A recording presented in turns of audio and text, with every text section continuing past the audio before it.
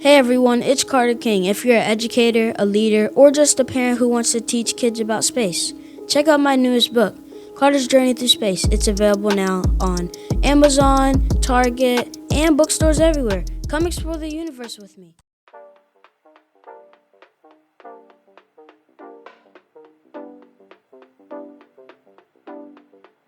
Welcome to another episode of the Contagious Culture Podcast. I'm your host, Kyle King, and the goal of this podcast is simple: to help you create environments where people thrive. Through real conversations, practical strategies, and powerful stories, we equip leaders, educators, and changemakers just like yourself to build cultures rooted in purpose, performance, and authenticity. Because culture isn't something you talk about, it's something you live. This is the Contagious Culture Podcast. Let's get started. Welcome back to another episode of the Contagious Culture Podcast. I'm your host, Kyle King, and the goal of this podcast is to create ecosystems and environments where people thrive. Look, today I'm so excited. I'm so excited. It's so good to see you, Lina. I have one of my friends back. The world traveler herself. I literally feel like every time I talk to you, you are somewhere else in the world or just getting back. How you doing this morning? I am great. Delighted to be here. This is something I've been really looking forward to. Oh, likewise. So before we get into the many questions and conversation that I know is going to be amazing today, if people are just now meeting you, how would you describe who you are? Oh, I'm so many things. I would say I'm an activist. I'm a believer in building a better world. I do that through women's rights, but I could do that through a million different things. I feel like we've inherited a lot of injustice, and it is on us to remedy it, to make it right. Mm. You use the word activist, which is such a powerful word. When I think of activists, I think of many people in history that have paved the ways, that have been bridge builders, that have been disruptors, that have orchestrated movements. And I truly believe, knowing you, you are that person. But how would you define what an activist is, and why is that so important? For me, it's actually very simple. I think you're right. The term is daunting, is loaded. People think it's complicated. People assume it's something very extreme or radical. But the first three letters of activist are act. Mhm. You just have to look around and care and decide that you're going to do something about it. And the most powerful activism is the tiny stuff. You don't have to go far to do good. You don't have to go big to do good. You just have to look around and see something that's missing or broken or wrong and decide that you're going to do your tiny part to make it better. That's it. We were having a conversation about maybe like a month ago now, and you said those exact words about it's about doing the tiny stuff well. It's about doing good in your community, in your city, even within your family. And it challenged me to really unpack and just go back and really reflect on, oftentimes in this social impact space, we're wanting the $1 million gift, and we're wanting to build buildings and all of these different things. And even myself, we're wanting to put on these massive conferences and have these massive movements. And you reminded me about, it's as simple as helping a single mother take care of her childcare, or getting a bicycle for a group of people to be able to get them to work, or getting access of Wi-Fi or technology in a destitute community. And it's really transformed my thinking in the power of impacting people, and how it really does start with the tiny stuff. So can you just expound on what that means, what that looks like, and for the leader that's listening in, that's so focused on these macro transformations, talk to them about how starting with the tiny stuff can be transformative as well. Well, let's look at it from the other perspective. Like, let's say it's the environment that you care about. I mean, are you going to wake up and just strap yourself to the front of a truck or jump on a ship that's a Greenpeace ship bound for Antarctica? You're probably not. You're probably just going to take your can of soda out of the trash and put it in the recycling bin. And imagine if you did that every day. And then imagine if your neighbor did that, and then your whole community did that, and your whole country did that. I mean, those are the small things that are going to make a difference. And if it's not actionable in your immediate space, or achievable, or even rewarding in the smallest ways, you're not going to be able to do it. You're not going to be able to keep it up. You can't sustain it. You don't see any results. You want these big victories. You want to radically transform stuff. You'll never get there. So what will you do? You'll shrug your shoulders. You say, forget it. Can't do this. I'm too small. I'm just one person. I'll never get anywhere. And then you just sit in your whole pile of unrecycled stuff. And where are we? So for me, it's that idea of making it bite-sized and tangible and accessible to people, demystifying it, breaking down all the complicated stuff to say, you just have to care about what's going on around you. Exactly. And to take those small actions, because behavior is contagious, right? So like, make your behavior good behavior, and then let's hope that people are inspired by that and they do the same. And if everybody took their little cans out of the trash and put them in their side, bam, right? That's one very simple solution. Let me ask you this, and I love what you mentioned earlier. It's just like, what do you care about? Like, what are the problems that, that lead you forward, that get you inspired or get you aggravated, that you really want to be able to solve? What do you care about? Like, what are the things that you're committed to transforming? Right now in the world that we're living in, there's so much that's broken. I look around and there's wars that show no signs of ending, extreme poverty, and it's getting worse, and it's affecting all of us. We don't have access to basic resources, schools and healthcare and shelter and all of the things that you need to live a decent and safe life. We don't even have choices, options, opportunities, resources, access, a place to raise our voice freely.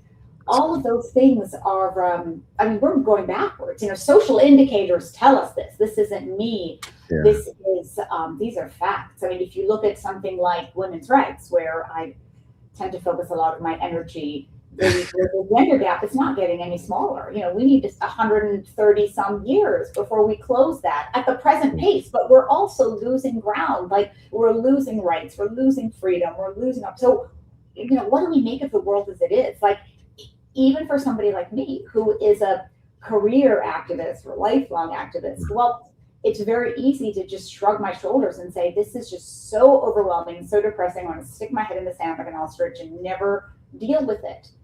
But, I remind myself that we have moved. If you take the long view, and it's painful, but, look at like the long arc of history, as they say. Yeah. And you can see that, yes, there have been microscopic changes. There are net gains. It's not great, no, and that is not reassuring. But at the same time, where would we be if we hadn't fought? Exactly. That's what I think. Like, if we didn't stand up for justice, for gender justice, for racial justice, for what, name your issue, right? There's a million out there. If we didn't stand up for those things, we'd be worse off. So the fact that we all decided to do something, I think it tells us that we're willing to fight for our lives. This is a fight for our lives, right? Yeah. So those are the things I care about. Seeing people actually be inspired by doing something for something else, for the greater good. Because the greater good actually benefits them. We all benefit from that. We fight for gender equality, our lives are better. We fight for the environment. We live in cleaner, healthier surroundings. We fight for better education or access to healthcare. All of us benefit from that. And the people who think that they don't are ones who are living in a bubble of privilege and have not yet been affected. They will, but maybe not yet. That's such a powerful point.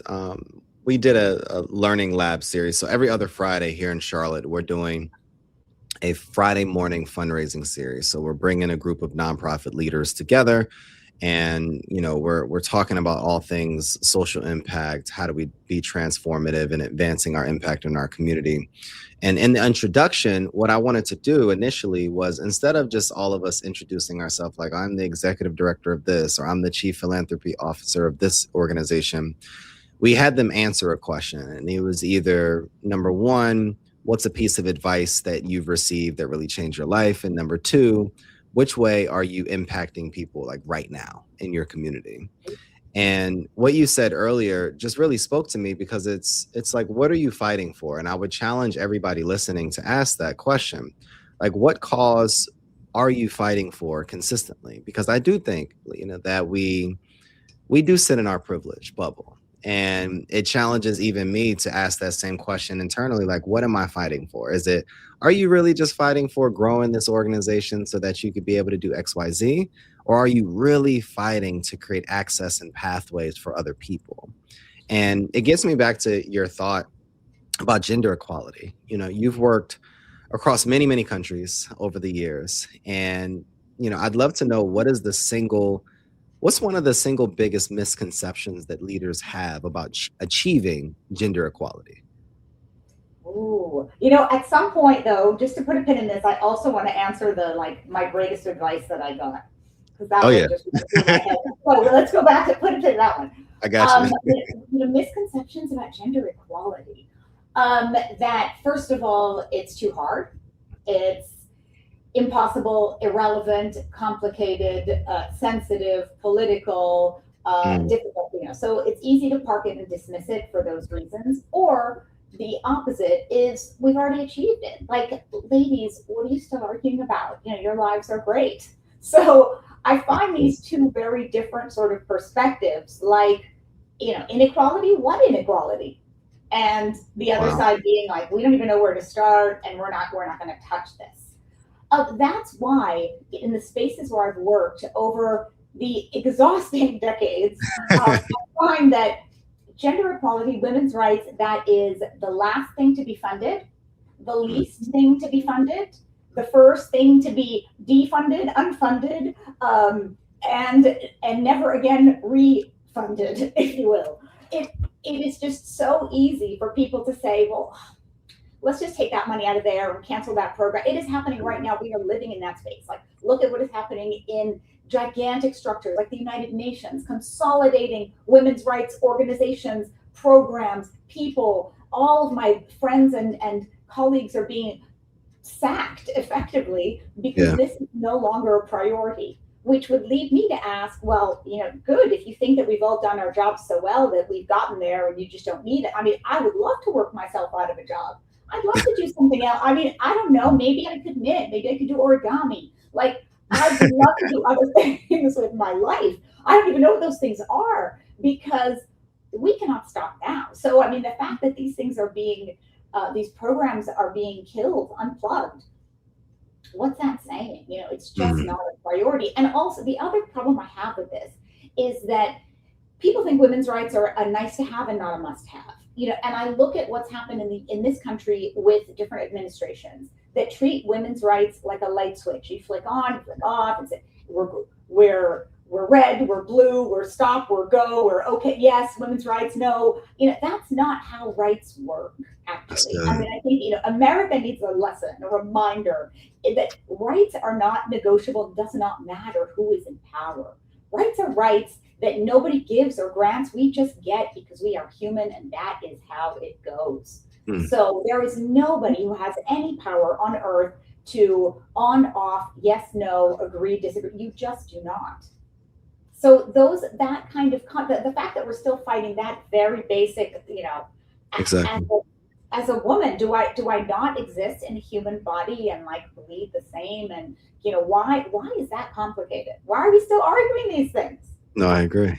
Interesting. So I'm always of the practical, the tactical, the what's next, the what now. What do we do? Like, leaders are listening in right now. What is our first step? Where do we begin? Where can we begin to unravel and do this work, and not just commit to funding it or doing it and putting the light switch on for right now, but what can we do so that it's cemented in our cultures, in our DNA, and in how we live on a day-to-day basis? Okay. So if we're talking about leaders and people with resources, power, influence, decision-making, etc., here's the thing. They've got to listen. Listen to women on the ground and what those women are saying. So first of all, ear to the ground, pay attention, because then you will hear it. When you hear it, you start to understand. When you understand, you start to empathize. When you empathize, that's you don't ever undo those things. And then you realize that there are people, women and men too, who have been fighting for this for generations. And they deserve our support, our resources. They deserve whatever access or opportunities we might have that we can give to them. All right, I say this as if I'm a leader and decision maker. Yeah. I wish I had held onto the purse strings and could, just tear that open and see that. But the thing is, there are women, individual women activists, women who are leading organizations on the ground that are tiny, that are unfunded, that continue doing the work because they know that it needs to be done, and they are the ones who are going to just stand up and do it. So what we need to do is redirect the way we do this work and give them the resources, full access to money, and to be able to decide what to do with that money in an unrestricted way. The way we have managed this sort of colonial understanding of development funding, like we're going to decide what the projects are and what the priorities are, and then we're going to give you little scraps. Yeah. And we're all going to scramble for those scraps because not everyone's going to get a crumb, right? You're all going to fight each other for those crumbs, and it's going to be a 6-month thing or 12-month thing, and it's going to be, you can't use that money for anything else to grow your organization. You can't redirect it to the priorities that you see on the ground because this is your life.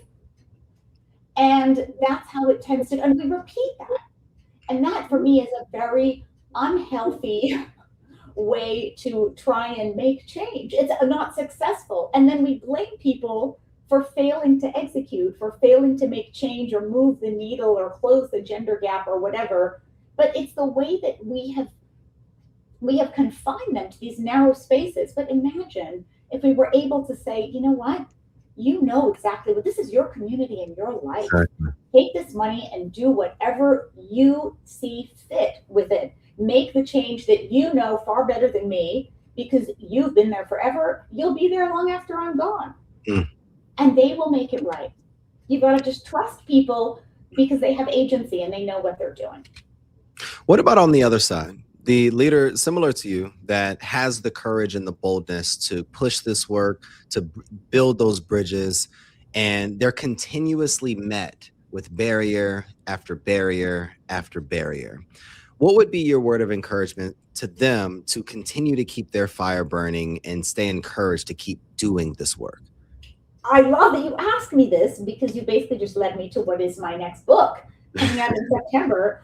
It's called Feminist Firestarter, Activism for an Unraveling World, which is basically how to keep doing it, how to pivot, how to find other ways, entry points, what other people have done that you might find inspiration from, going small, going local, shifting, being more strategic, changing your tactics, whatever you need to do, pushing back, pushing forward, all of that stuff to be able to just keep going.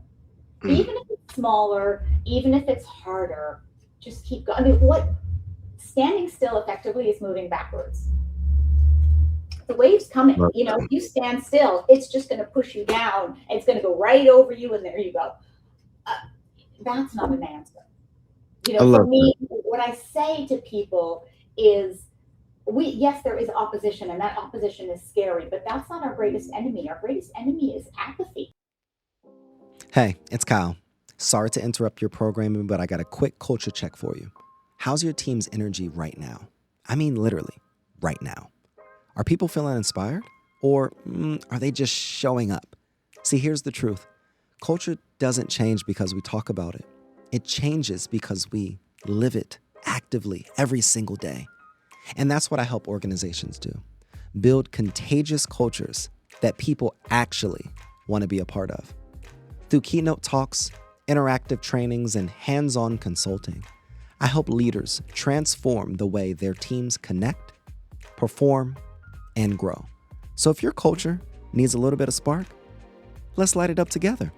Visit theculturelab.org, again, theculturelab.org, or connect with me directly on LinkedIn at Kyle S. King to learn more about how we can work together. Because remember, your culture is contagious. Make it worth catching. Now let's get back to the program. Our greatest enemy is when we shrug our shoulders and we say, I don't know, I can't, I won't, forget it. Exactly. That's the problem. And has this environment made it 10 times harder? Absolutely. Can we get 10 times stronger, 10 times bigger? We get 100 times bigger for sure. So this book for me is not for you and me. It's for people who are on the periphery, who are thinking, something's going on. I don't really like it. Don't know how to put my finger on it, but I feel uncomfortable in this world. This is not the world that I wanted for myself, for my children, for my pets and plants and whatever other living things in your midst. This isn't the world I wanted. And it helps you to identify that, to pinpoint the things, and then to hopefully find the things that really that punch you in the gut, that exactly. punch you in the stomach and say, oh, that's it. That's my line, and it's just been crossed, and I need to do something about that. And it's very, the beauty of it is that it's small, right? It's like I met a woman. Can I tell you a story? Oh yeah. So I met an amazing woman in Kenya who works in Kibera, in the biggest slum in the country, if not in that entire region. And she came into this space and she saw these girls on their own, often victims of violence, with nowhere to go and no structure and so she just saw a problem and decided, okay, well, I'm going to create this space and take some of these girls in and see if I can help them be safe and get an education and get them to school and whatever. Okay, well, then she realized that they're not going to school for like a week, a month, because they have their periods and they don't have pads. So she's like, well, okay, that's another problem. I'm going to get pads. She got pads. And then that didn't solve the problem because she realized they don't have underwear. So she got that. So the point is that the solutions are sometimes very simple. You just need to sit, listen, look, learn, and then do something. If you can do something about it, you don't have to. She saved hundreds of thousands of dollars. You don't have to do that. You just do what is in your space. And that's already great. That's already more than most people are doing. And why doesn't everybody just do that? Exactly. One thing that I recognize in doing that is that there's a weight attached to doing the work. There's a serious weight that we oftentimes don't talk about. And you've carried that weight for global crisis for decades at this point. How do you protect your spirit and sustain your energy in the work when you continue to see these continuous challenges around the world? It's hard. I'm not gonna lie. And I feel it from so many angles because I'm also affected personally. I think it's personal for all of us, really, if we're paying attention. But I'm Palestinian and Lebanese. I come from two countries right now that are in the headlines every single day. Enough the personal pain, the generational trauma, the injustice, the crimes that we are effectively condoning that are happening right in front of us with no one stopping. So all of that, and that I have still dedicated my life to the service of the issues that I care about, makes it even harder. But all the more important, because how can I stay quiet now, even if it costs me? And I think, I feel like it's very easy to deflate and to be defeated. But what I've done is try to do the small things. Get up every day and do the one thing. And sometimes that's, I'll write a piece where I'll say, here's how I see this situation. Here's how I see what's going on in Palestine. Here's what this means. Here's what this means for women. Here's what's happening in Iran and Sudan and whatever. And if I write something that's very simple and accessible, readable, understandable, I often have people writing to me saying, oh, thank you for saying it, and now I understand it. And I think, okay, if words are my weapon, because that's all I've got, right? Then let me use them. Let me wield them wisely, because I have a responsibility, I have a duty to do that, and let them make an impact. Sitting here writing books and whatever, that who knows how many people are going to read outside of like my mom and hopefully you. Is that going to change? Well, maybe. Like I do whatever I've got with the tools that I have, That's good. and I think that's the way that I keep going, because now, especially now, it is just so hard. And if it means, scaling it back a little bit, a little bit of self-care, a little Yeah. bit of time off or time away, or switching off, whatever you need to do, you do. Like, I came into that understanding very late.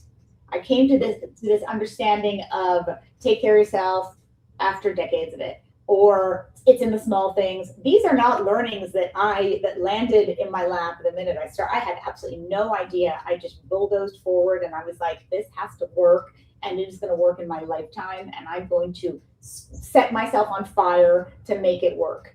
Exactly. And learning that, that's a daily. It's a daily. Of course. It's a daily lesson. I remind myself. I love to peel the curtain back on the actual person and kind of go back to something that we mentioned a little bit earlier. Like, what is a piece of advice that you've received that really changed your life? My favorite one, and I tell this story often, came to me in the form of street art, graffiti. Right? I mean, read that stuff, because it's there for a reason, right? And artists are activists, and sometimes, they put things out there. Yeah. And that is, like, street art is fascinating to me because it is accessible art. It's the museum of our communities, and and sometimes it's like it's inappropriate or it's vandalism, but other times there's beauty, and there's a message. So I was in Nepal 2015 after the earthquake. And so I was sent, I was deployed to work on women's rights and sexual violence in the aftermath of the earthquake. And I've been doing that already for a month, exhausted, 7 days a week, 16-hour, 18-hour days.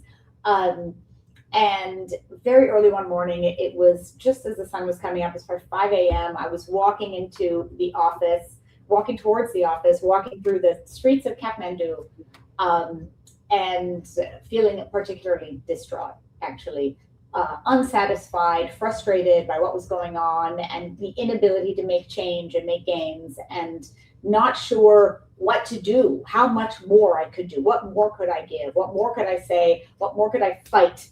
And so I really felt like I hit a wall, when quite literally I hit a wall, because I turned a corner that I had never turned before. I was trying to go a different way, just to, like, give myself 5 minutes extra before getting to the office. And it's like 5 o'clock in the morning. So do we need to be in the office at that hour? I mean, yes, in an emergency you do.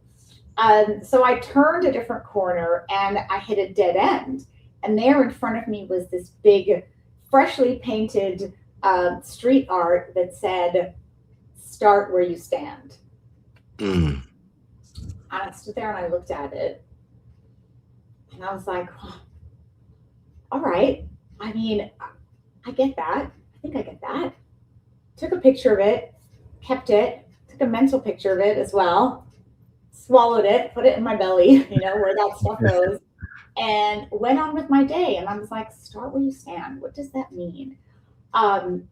And I feel like it means exactly what I've been saying. This idea of not feeling like you have to fix everything or take on everything or see these great gains in order to recognize the value of your life and of your contributions, but rather to do those small things, to buy the pads and underwear for the few girls who don't have the pads and underwear, to do the tiny things in the space that you've got.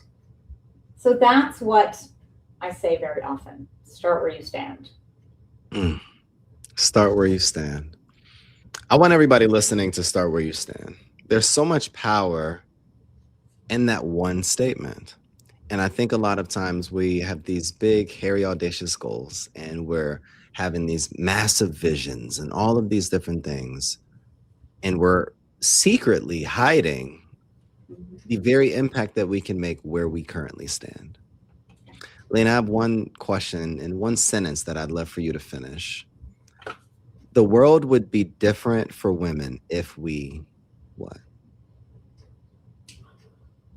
if we treated people the way we'd like to be treated, if we treated women the way we expect to be treated ourselves.